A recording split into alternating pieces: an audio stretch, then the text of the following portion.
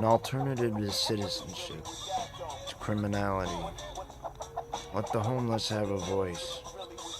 To dismiss those who are troubled is to dismiss that percentage of yourself which resides in their number. Can you read? Can you read their interactions? I think you can. Like any reasonably sized country, our most representative group must drift from place to place. Very few can recognize a country's community in its entirety. Many of us are tattooed thief permanently, branded, placed into molds which will reflect our past selves, which will make it impossible to live in the present. Many of us are left whimpering with no aspirin. We continue to struggle with our molds, our cases. Every time we accidentally stretch their wire frame, our feet folly. We intentionally keep stretching our luck thin to survive, our follied feet wrecking what other bones. Among us are foolish empaths who know that the tattoos stand for nothing, except perhaps chosen warrior.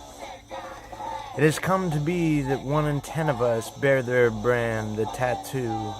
Those that ridicule them do so at risk to their own welfare. This behavior embitters the reclusive tattooed men, and they, I dare say, all of us best never forget that we could always end up the next one branded. Can you read? Can you read the science? I think you can.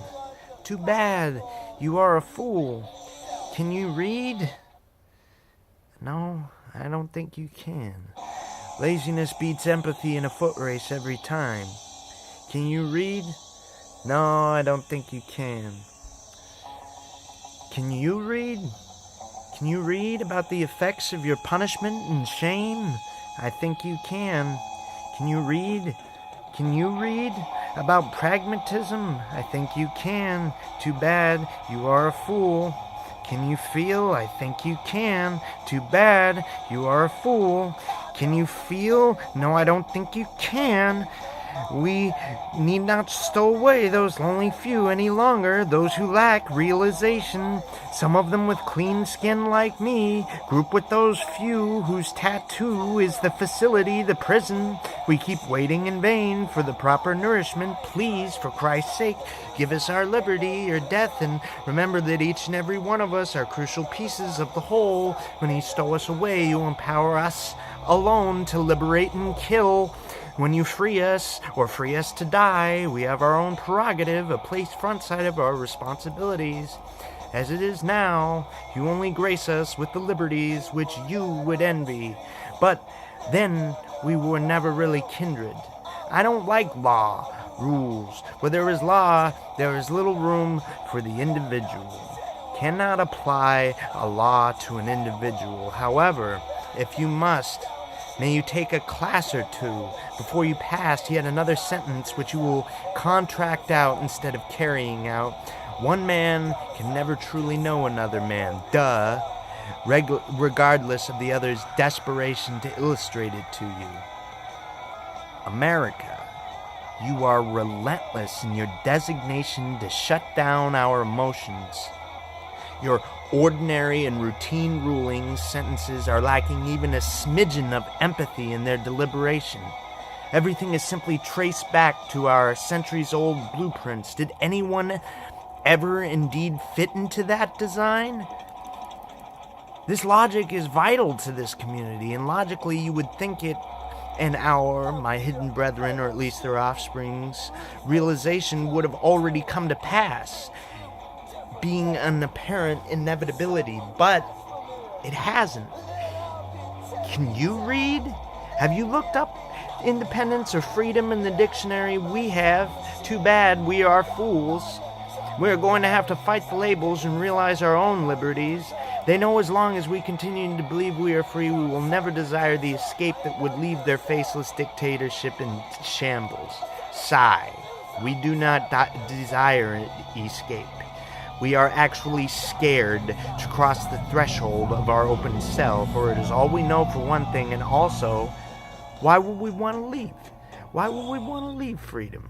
Anyone will tell you this is the only land of the free, home of the brave. As bad as conditions could ever get, at least we are free. Under this false premise, we have put down every other country and community as we continue to leak lifeblood from many a human drain. We continue to hold ourselves back like the overprotective parents and the relentless computerizations our government has taught us to be. Can you read? Can you perceive the roles? Can you recognize our citizenship?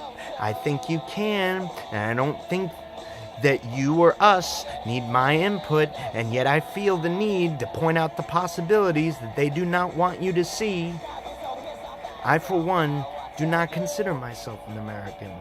I do not consider myself a citizen. I do not consider myself a Democrat. I do not consider myself a schizophrenic. I do not consider myself a Caucasian. I do not consider myself a man. I am Matthew. I have Matthew personality type disorder, as the professionals like to call it. I am Matthew political. I vote for the candidate most Matthew-like in their reasoning.